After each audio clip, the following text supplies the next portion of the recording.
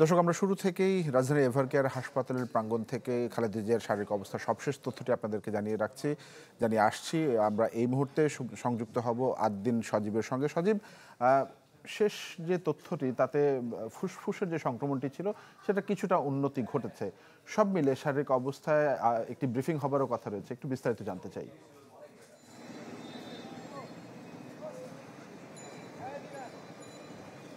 খালেদা জিয়া চিকিৎসা সংক্রান্ত যে ব্রিফিং সেটা আরও 30 মিনিট পিছিয়েছে। 12টার দিকে হওয়ার কথা ছিল, সেটা আরও 30 মিনিট পিছিয়ে 12:30টার দিকে করার কথা রয়েছে। এজেডএম জাহিদ হোসেন, যিনি স্থায়ী কমিটির সদস্য এবং খালেদা জিয়ার ব্যক্তিগত চিকিৎসক, আমরা নিশ্চয়ই সে সময়ে খালেদা জিয়ার ব্যাপারে আরও বেশ কিছু বিষয়ে চূড়ান্তভাবে নিশ্চিত করে জানাতে পারবো যে ঠিক কি অবস্থায় রয়েছে।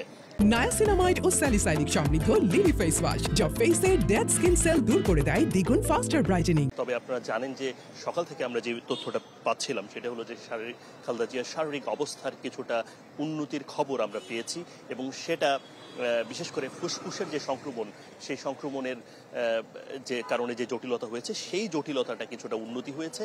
এর বাইরে গিয়ে যে বিষয়টা খুব বেশি জরুরি ছিল সেটা হলো যে কিডনির যে কার্যকারিতা কমে যাওয়া, সে জায়গাটা কিছুটা উন্নতির হয়েছে কিনা এই বিষয়টা আমরা এখনো নিশ্চিত নই। তবে তার উপরেই নির্ভর করছে খালেদা জিয়ার সামগ্রিক যে বিভিন্ন সমস্যা, লিভার সিরোসিস, কিডনির জটিলতার সঙ্গে আপনার যে হৃদরোগের সমস্যা এবং ফুসফুসের যে অন্য যে জটিলতাগুলো রয়েছে সেগুলোর উন্নতিটা। কেননা এই উন্নতিগুলো হতে হলে মূলত তাকে বিদেশে নেয়ার বা অন্য আলোচনাগুলো হতে পারে।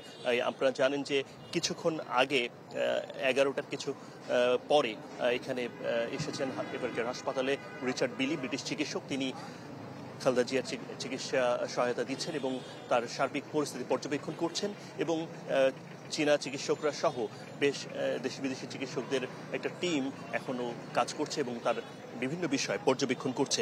এসব বিষয়ে চূড়ান্ত ফলাফলের উপরেই ভিত্তি করেই মূলত আজকের যে ব্রিফিংটা সেটা হবে বলেই আশা করা যাচ্ছে, এবং সেখানে একটা বিষয়ের এ ধরনের বার্তা আসতে পারে যে খালেদা জিয়ার অবস্থার যদি যে উন্নতির কথাটা আমরা জানতে পেরেছি বা জানাতে পেরেছি সেটা যদি ঠিক হয় এবং সেই তার উপরে নির্ভর করে খালেদা জিয়াকে বিদেশ নেওয়ার মতো সিদ্ধান্ত আসতেও পারে।